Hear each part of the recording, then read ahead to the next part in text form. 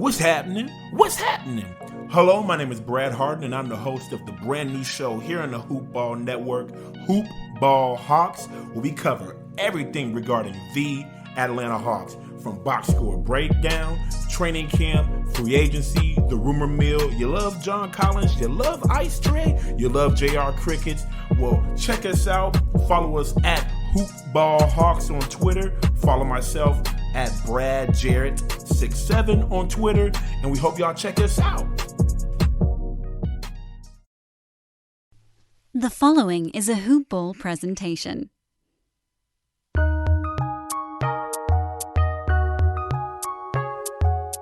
Welcome to the Fantasy NBA Today podcast.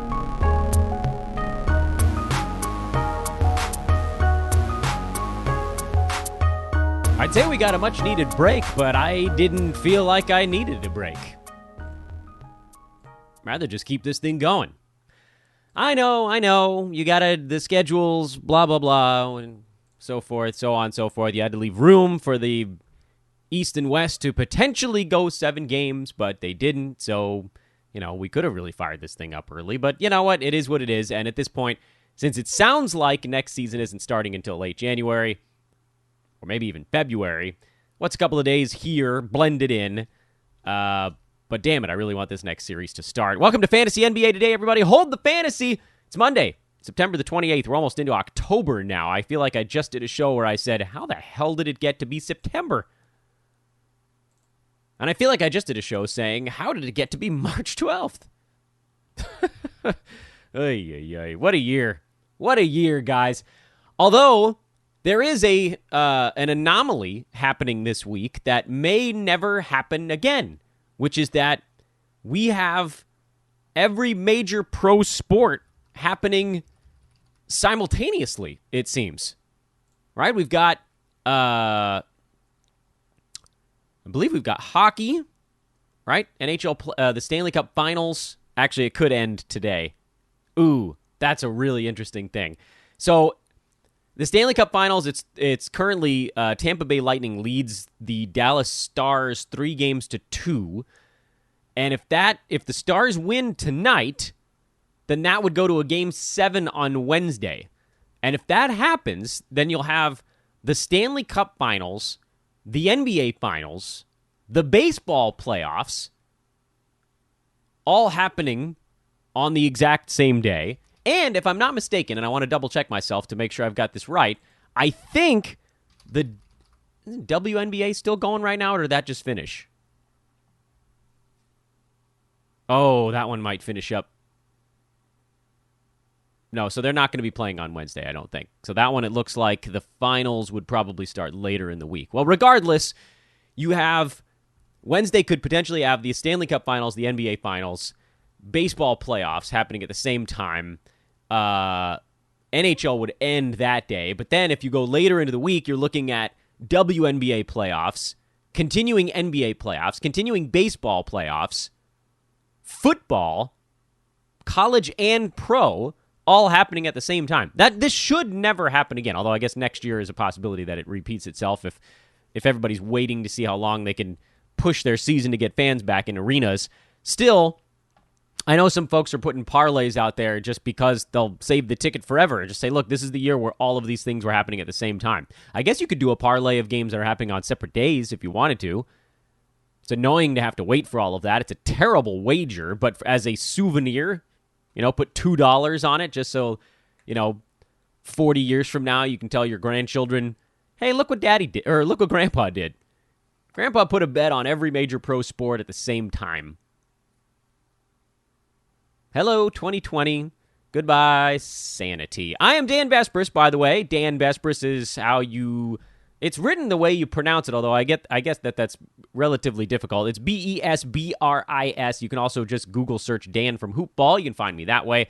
This is Fantasy NBA Today, a Hoop Ball presentation, Hoop Ball on Twitter. I'm back to doing Hoop Ball tweets as the main one you guys should be following, Hoop Ball tweets, because that retweets everything we've got going on, including team coverage, gambling, DFS, regular fantasy, you name it, they've got it over there. Just that's got the whole umbrella. So Hoop Ball tweets is the big guy.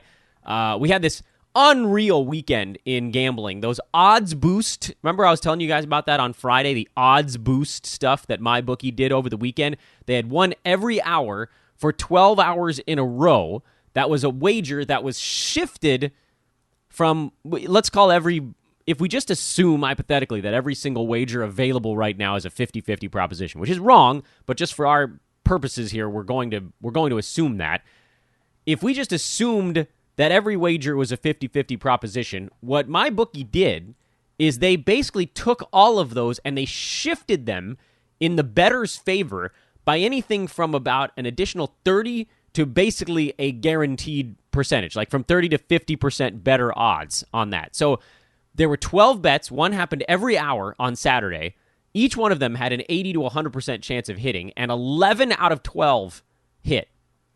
So 11 out of 12 of the odds-boosted wagers came in. And, we got a little bit cute with them because 4 of the 12, you could actually middle. You could create a middle, so there was absolutely no risk at all. It went from, an 80% proposition of hitting to, like a 20 or 30% proposition, 40, you want to call it? 40% proposition of hitting both wagers and zero risk. Only one of those 4 middled. So I was hoping we might be able to stumble our way into 2 of those for monster profit. The wagers had either a $10 or a $25 max. And so when all was said and done, we ended up making like $100 just for nothing, for doing nothing at all. And I get it. Some of you guys are betting $100 a game, so maybe that's not that big of a deal to you. But many, I think, of us are, and I know from you guys talking to me about it, that many of you are putting $5, $10, $15 on most of your wagers. So if you're a $10 bettor, winning $100 on a Saturday with no risk at all, with no sweat at all, that's a 10-unit profit day. That's huge. You basically, you probably doubled your bankroll, if I'm guessing. Just throwing it out there. And we didn't have to do anything at all. So hopefully a lot of you guys were following us on that. I did a lot of tweeting about it, and I lost Twitter followers as a result because I think people got sick of seeing it. But you know what? For all of us, I think it's totally fine because everybody was able to make a bunch of money without ever thinking twice about it. And you can cash out. You can take your $70, $80, $100, whatever you made on Saturday, and just take it out. Cash that out. Keep playing with the rest of what you got in your MyBookie account. I don't know when the next MyBookie odds boost is going to be, but I can't wait until it happens. And whenever it does, you can bet your butt that we're going to be following it really closely. We're going to be live tweeting it. We're going to be talking about it on the podcast. And I really hope you guys will join us for that. So sign up for an account right now, mybookie.ag, promo code HoopBall. We got to keep building. We need more people. We need more people to sign up so that all of us, we can just steal the money, steal the house money when they're giving it away like that. So in the last month, they've run 2 of these odds boost promos, and we've made like $150 while doing nothing at all. I get it. It's not, bank-breaking numbers, and we're going to make more than that with our traditional betting. But, I mean, there's nothing better than free money. It was free. It's now happened. We promoted it. We were like, this seems weird. This looks like they're just giving us free money. It's not promo money. It's not free play dollars. These are actual cash bets you can place where they're basically guaranteed winners. So hopefully you guys came along for that. We'll obviously let you know when as other things pop up. In the meantime, just keep following us. I think my handicap on that Lakers-Nuggets game 5 was probably my one handicapping miss, and it was because I was like, well, they're due to go the other way. That's a terrible way to handicap a game. Otherwise, we've been spot on throughout the bubble, and now we're into the finals. The NBA Finals, they start on Wednesday, Miami and Los Angeles. Southwest versus Southeast. What is it? Is latitude or longitude the one that runs? I think it's longitude, right?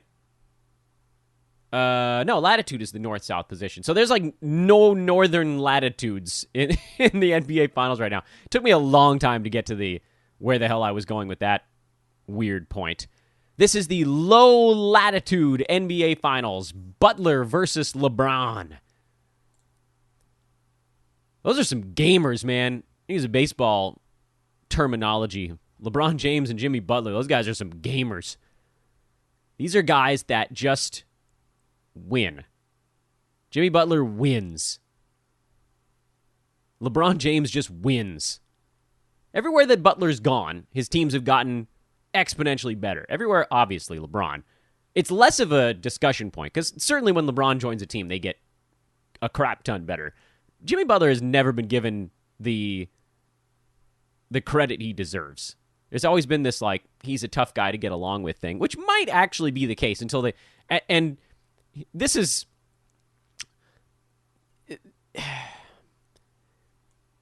There's this weird phenomenon here where everybody wants to use whatever small data point to make their final decision or to back up whatever their pre-existing belief was. But let's talk about Jimmy Butler for just a second. Jimmy Butler is both hard to get along with as in current NBA terminology, and also a great teammate and a hell of a competitor. It can be both, meaning he didn't get along with some of the dudes in Chicago, or pretty much all of the dudes in Minnesota, and some of the dudes in Philadelphia. And now he does get along with most, presumably, maybe all, of the guys in Miami, because he's around guys that see things similarly to him. Basically, he's someone that is very much in it's kind of a Kobe mold, right? Where, like, you do it that way, and you fight like Kobe fought, or you fight like Jimmy fights, and if you do, he will love you, and if you don't, he'll call you soft, and he'll hate you. He'll butt heads with you. I mean, that was every step along the way. Because he gets along with everybody in Miami doesn't change what happened in the past for Jimmy Butler. That said, he did make every team along the way markedly better. Minnesota got so much worse when they got rid of Jimmy Butler. They were a borderline winning team with him, and they dumped him, and they became one of the worst teams in the NBA. He went to Philadelphia, and we saw the difference in 2 seasons, basically. You know, they had a very good roster. Their shooting was better last year than this year, so that, you know, Jimmy wasn't the only difference season over season. But think about the way they performed home versus road this year. You think that's happening with Butler on the team? Maybe. I guess the answer is maybe, because Miami wasn't that great of a road team either. Regardless, I mean, if Jimmy Butler is on Philadelphia in this postseason, they almost definitely beat the Celtics.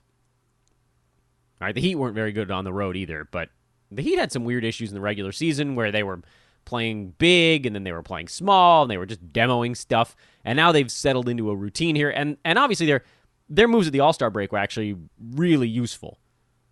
Jay Crowder and Andre Iguodala were really good additions to that Heat team. But listen, we're getting a bit sidetracked here. It's not that Miami was playing particularly well when the season shut down or particularly poorly. They were just sort of all over the map during the regular season, and they're locked in now. They've game planned. They love being in the bubble. They have a goal. And when they started to take down Milwaukee, you could see things changed a little bit for Miami. Like they were fighting with Indiana. It was clear they were the better of those two teams, but there was never, I know they could say they believed they were going to win a championship when they started the playoffs and they started beating the Pacers. But when they started beating the Bucks, there was a certain confidence and belief that grew in them that helped elevate them over Boston.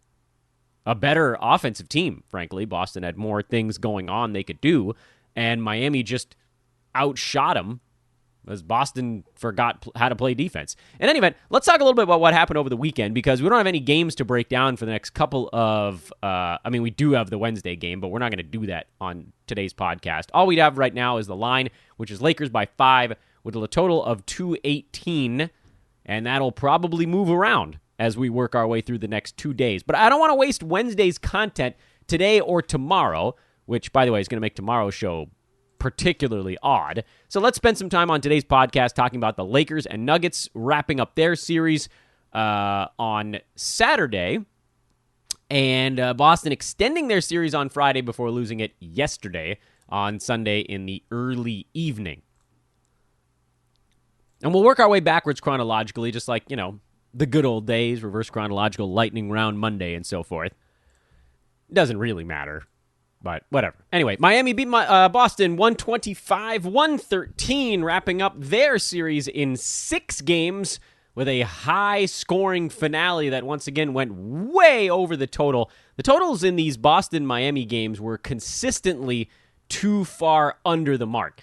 There was an expectation, we've talked about this before, there's an expectation in this series that the two teams were going to play the same way they had in previous sets. But in previous series, Boston's main goal was to stop Toronto's transition game. They were like, look, we're going to force them into the half court. We're going to force them to beat us when we have the size advantage almost everywhere on the floor, with, I guess, the exception of when Toronto went really big, and that didn't work out that great for them because they couldn't cover Boston on the perimeter. And so those series ended up being pretty low scoring. Similarly, Miami's goal in their series against Milwaukee was to try to wall off Giannis, remove their transition game, and slow the game down, make it a half-court battle. But this series, Miami and Boston, I think both teams felt like they had to get their points before the half-court defense is set. Both these teams had good half-court defenses, and so there was a lot of running. A ton. And the lines never really adjusted. Like, it wasn't even close. The previous game had a total of 213.5. It ended at 229, and they only adjusted it up by a point, basically, and then it got bet up by another point on top of that. But it wasn't close. They just went over after over after over after over. Look at the way this series went. I know they had that long layoff between games, but you go all. When did the series start? The 15th or the 17th? It started on the 15th, 2:31. Game 2 was the only game that went under, and it went under by 1 point. So effectively, it was a push. And if you break it down, it actually probably still should have gone over, but for Boston having their 20 turnovers in that game, where they should have scored another 3 or 4 points, and it would have pushed it over the mark. So all 6 games, based on pace, should have gone over the mark, and 5 of them did, and it wasn't really close. 231, 223 cleared it by 14 points. Again, then they had that long layoff. 221 cleared it by 9 points. 229 cleared it by 16 points, and then in the finale, 238 cleared it by 23 points. Meanwhile, we're going to do silly voices before we actually break down the closing game. Meanwhile, on the opposite side, Lakers and Nuggets pretty much went over in every ball game. Not by quite as much. That last game at 224 did go over by a touchdown. Previous game at 222 went over by about the same amount. Previous game was 220. That went over by only about 4.5, 5 points. So the Lakers-Nuggets, they were pretty consistently squeezing over the mark as well. In fact, in theirs, game 2, just like the other one, was the only game that went under. But that game went under because of high turnovers also. So from pace and expected final numbers, both of these last series, Eastern and Western Conference Finals, were pretty much the same damn thing, with some key exceptions. This is going to actually work in our favor in a couple of ways. Lakers-Nuggets pretty consistently went over, not always because of pace, partially because the teams overperformed their expected scoring mark. Simply put, the Lakers and the Nuggets had offenses that were basically unstoppable.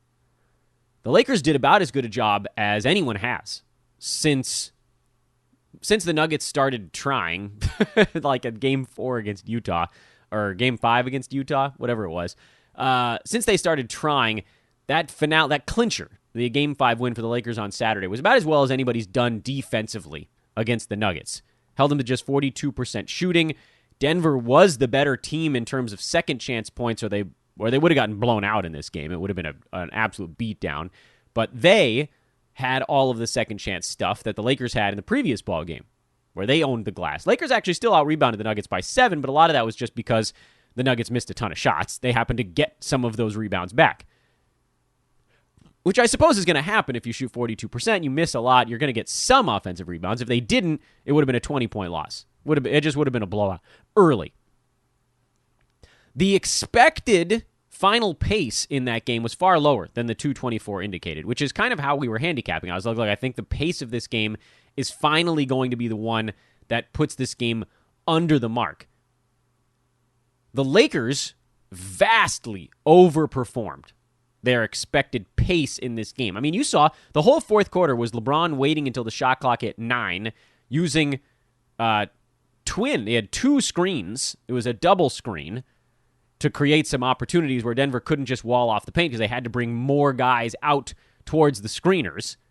That was a very clever move the Lakers executed late in the game. It looked like they were saving it for that moment, sort of make it too hard for Denver to make that next adjustment. But regardless, the Lakers' pace was actually not that high in this game. Lakers' pace expected was about 105. They cleared it by a dozen points. Nuggets, on the other hand, actually played a really high-tempo game, largely because they had all of those offensive rebounds.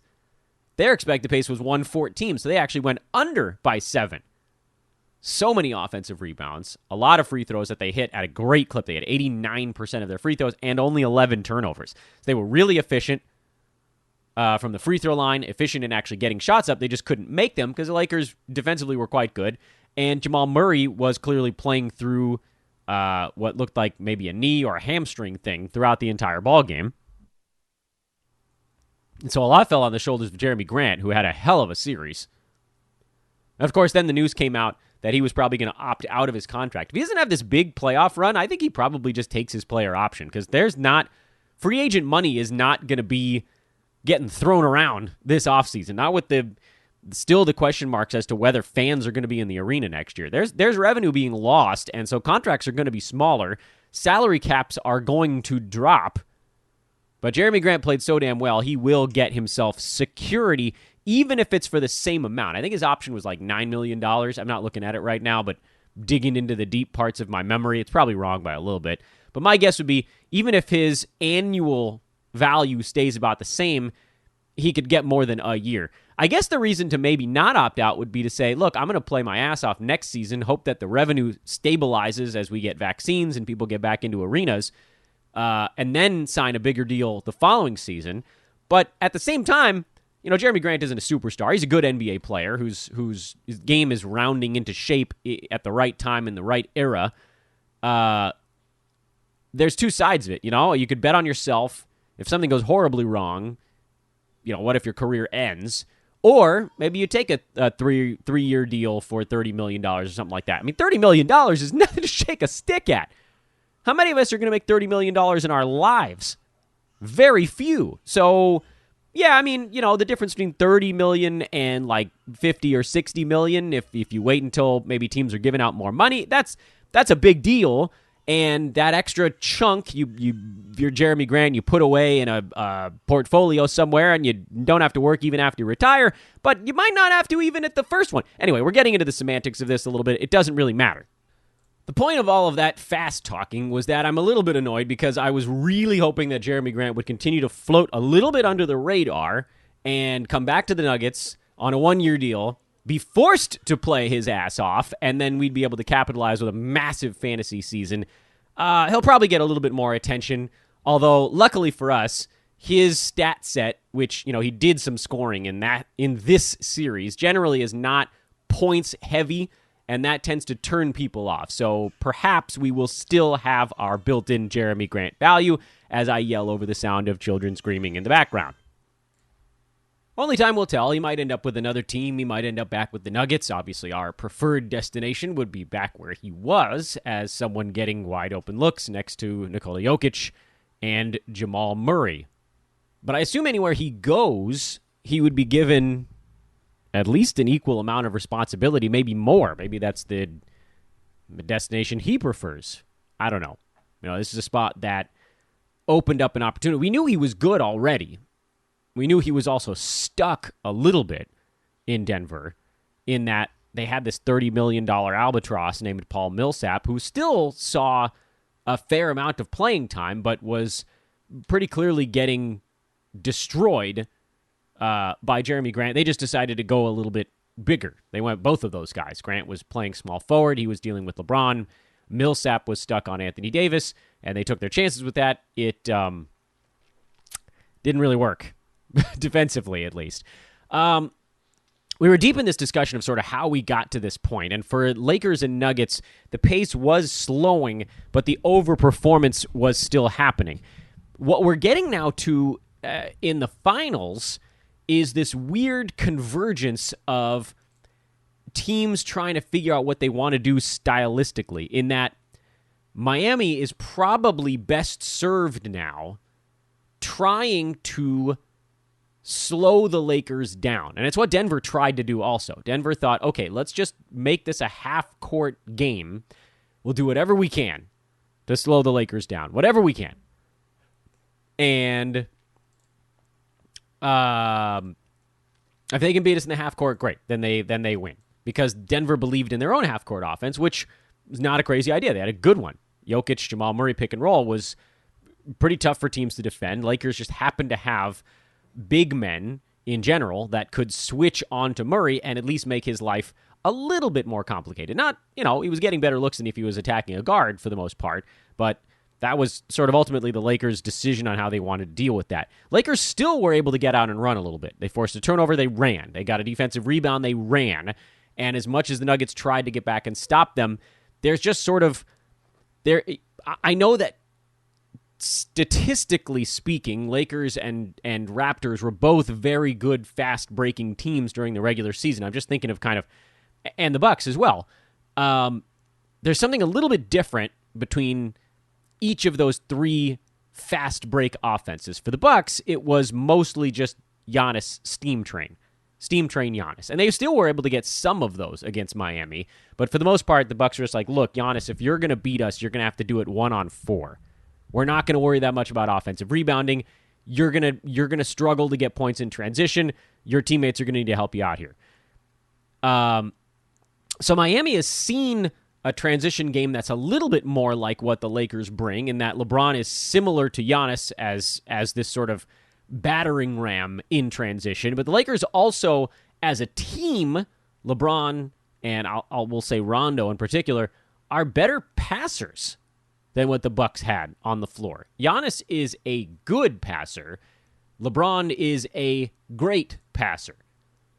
There's a marked difference there, where Giannis averaged 5.6 assists per game and LeBron averaged 10. And they both took about 19 shots a game. LeBron 19.1, Giannis 19.4. Giannis, a monster rebounder, although his team was sort of built.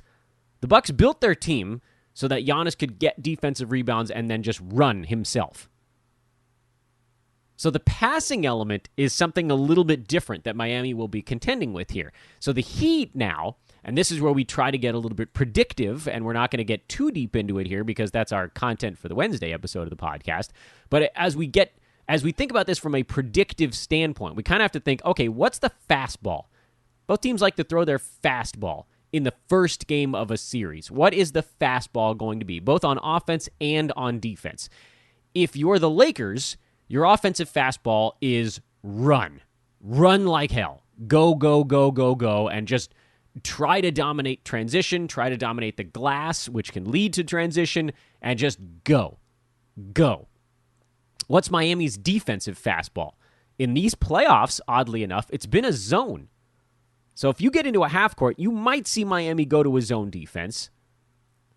You might see them just switch things. But I don't think that's going to last very long, because the Lakers will go straight after Goran Dragic and or Duncan Robinson. They'll work so hard to get LeBron being guarded by one of those two guys, and then he'll just pick on him. He'll just go after him repeatedly, as it may desire, and that'll force Miami to bring other guys over to try to do that paint walling off that Denver was doing, and the Lakers had pretty much figured out how to deal with that by the end of the last series. The Lakers' defensive fastball, seemingly to this point, was switching.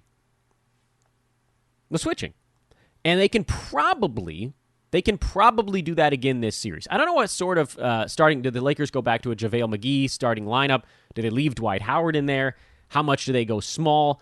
The Lakers can get away, by the way, with going a little bit smaller in this series than they could against Denver. Going small against the Nuggets was a horrible idea, because Denver is a big, strong team with a center that was eating up smaller opponents alive. And you remove rim protection, and they just destroyed you. Against Miami, you can go a little bit smaller. You still need some rim protection, but that could potentially be AD. And Bam isn't shooting threes. He's just not. You can say that he'll take one once in a blue moon, and you'd be like, well, Bam could hit a three. He could conceivably get out there and try to stretch the Lakers center away from the bucket, but that's not where he's hanging out. Adebayo's not shooting threes. Jokic is. When Denver ran pick and rolls, that could be a pick and pop. It doesn't really work that way with Bam if he's involved in that element on offense. So that makes life a little bit easier on the Lakers, actually, defensively, if that was what Miami was running. If they were trying to target anybody in particular, the Lakers could be like, all right, yeah, whatever. Like, we could switch it, or we could probably fight through it. You could hard hedge, and then you could probably get back. And if Adebayo was rolling, then you just get into a scramble drill where someone comes over, and then you've got guys chasing dudes out to the three-point line. I don't think you really want to do that. I think you'd rather switch it. Make sure somebody stays on Adebayo if he's going towards the rim. Make the guard beat the big man one-on-one, which, for the Lakers, we've seen Dwight does a pretty good job of guarding little guys. JaVale is so long that he can lean back and try to force him into a shot off the dribble. There are ways to deal with that. The rest of Miami's offense is much more complicated. A lot of Adebayo in the high post, and the Lakers, there's going to be a lot of chasing. There's going to be a lot of switching off ball to make sure that guys don't get open for three. Miami's a very good three-point shooting team, and then you sort of take your chances from there. Miami shot the ball really well in that last game in their clincher on Sunday. Boston had actually done a pretty good job of slowing them down, and they'd been missing some three-pointers, but they do need those long balls to drop. Iguodala went 5 for 5 in yesterday's clincher. Duncan Robinson hit 5 3-pointers. Boston did a much better job of Goran Dragic as the series progressed, and you have to wonder if maybe Goran is just statistically, he might be regressing a little bit because he was so hot.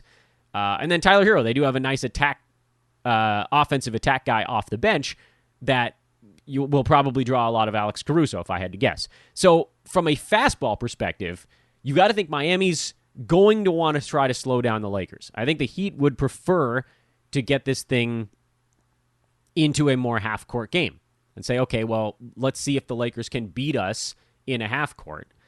It may or may not work. That they've had a good half-court defense. That was where they made their mark against Indiana and against Milwaukee.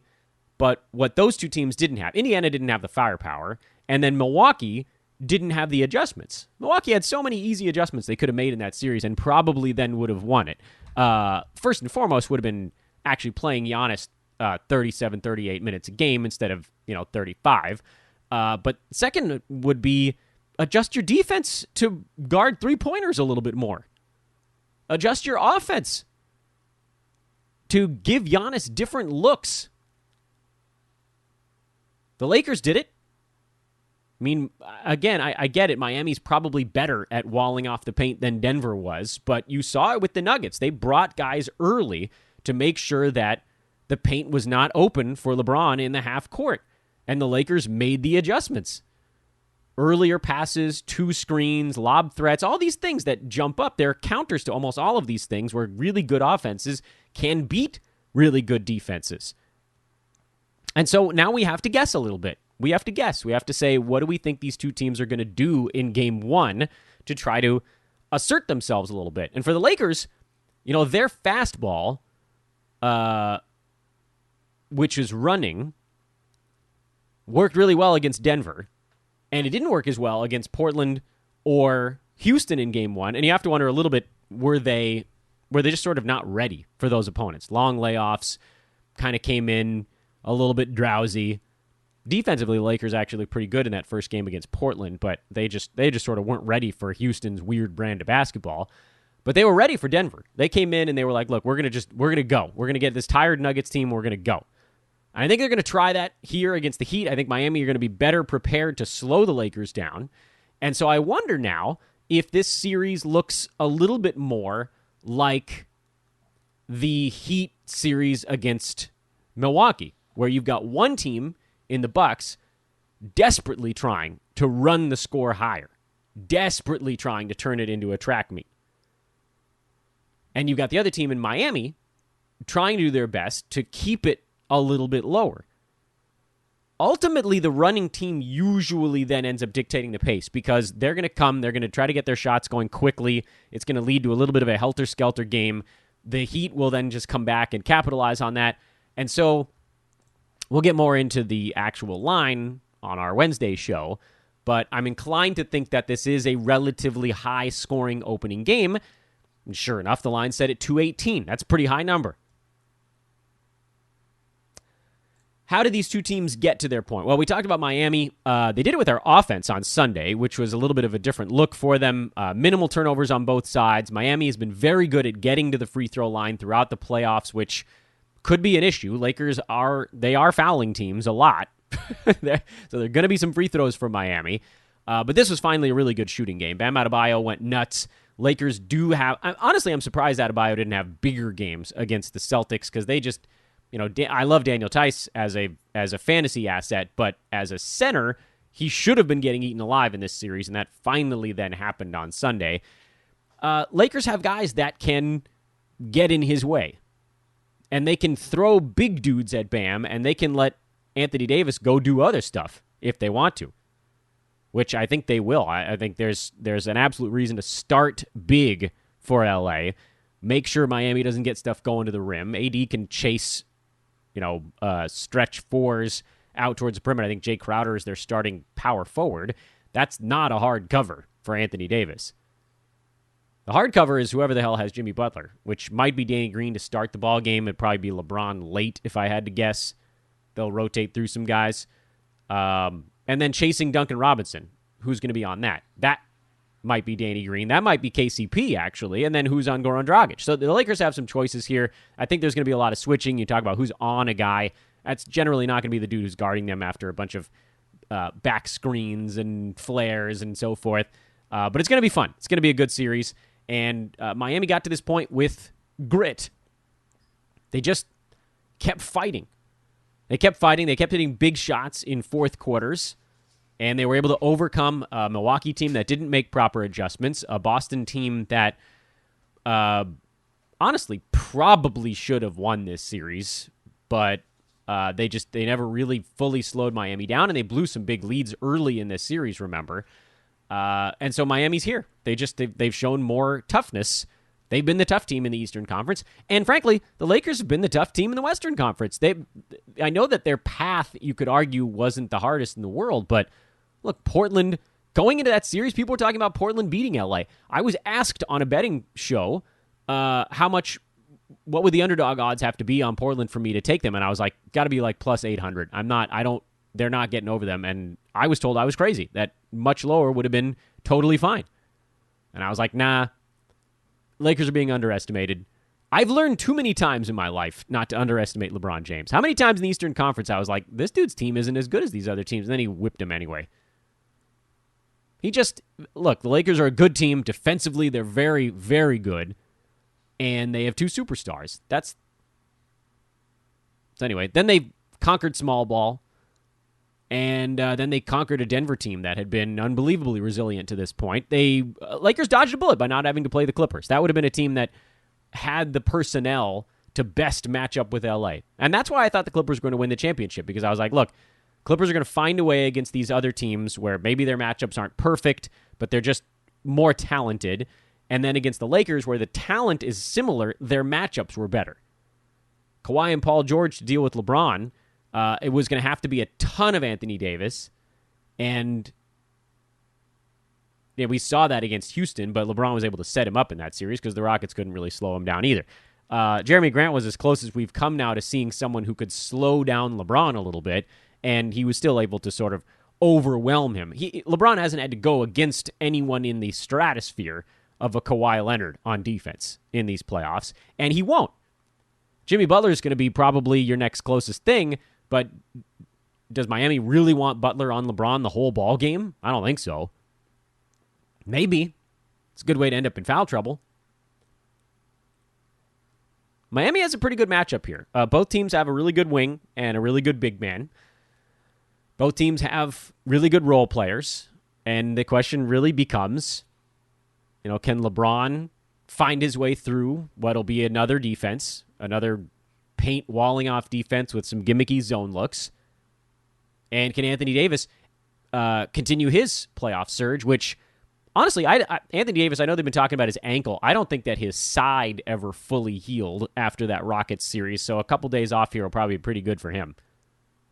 And then we'll get rolling on Wednesday. And that's how we got to this point, with the Lakers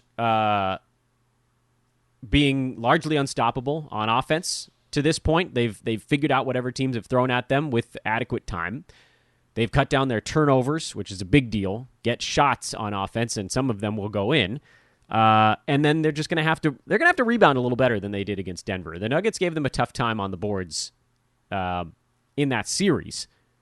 I know the Lakers spanked them in Game 4 in the rebounding department, but overall, Nuggets actually were I would argue, the better rebounding team, and we'll see what the Lakers do on that front against Miami, and do we see more Dwight Howard? Because that was one of the big things that helped things move for LA. Can't wait. It's going to be a blast, man. Check out our buddies over at manscaped.com, by the way, while you have a moment here towards the end of the podcast. Coupon code is HoopBall20 for 20% off and free shipping on the Lawnmower 3.0. If you haven't tried it out, try it out. It's a fantastic piece of equipment. I actually need to do a little neck trimming today. My personal hygiene has gone out the window. It's been warm. Good reason to get rid of neck beard. Quarantine year. Quarantine year is also neck beard year. Again, that coupon code is HoopBall20 at manscaped.com. The Lawnmower 3.0, waterproof, 90-minute battery, a built-in LED, and always from manscaped.com, pinch-free trimming technology. Yeah, I know. Get rid of the pinch. Everybody's least favorite part. Get rid of the pinch. Manscaped.com, promo code HoopBall20. Tomorrow's podcast, I don't know what the hell we're going to talk about. We'll figure something out, though. Figure it out, guys. Don't worry. There's always something going on in the NBA. And if not, it'll just be a short one. Doesn't matter. What the hell we got to rush for? It's late September. We have NBA playoffs happening right now in the weirdest year ever. I'm Dan Baspers. This is Fantasy NBA Today. Hold the fantasy. Have a great Monday, everybody. NBA Finals 2 days from now. So long.